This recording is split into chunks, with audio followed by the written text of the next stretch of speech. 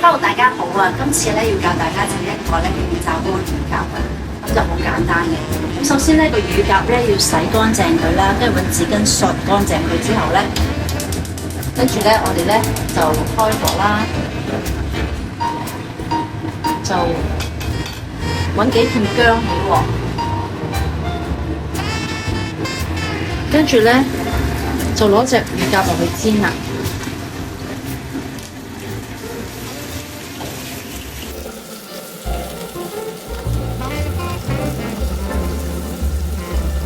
跟住咧，我哋就落老抽，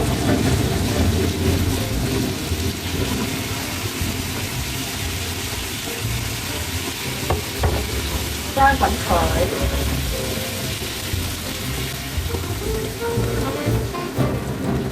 要加到咧浸到晒啲乳鴿，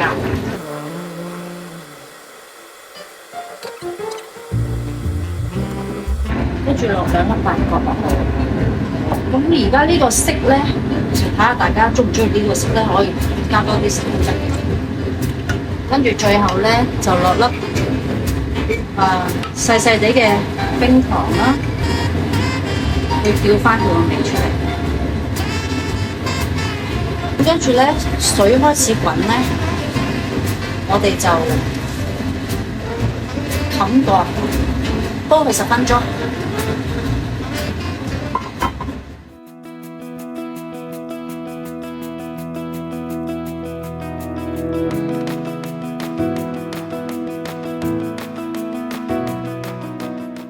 咁煮完10分鐘之後咧，就拎起佢咧，喺度風乾啦。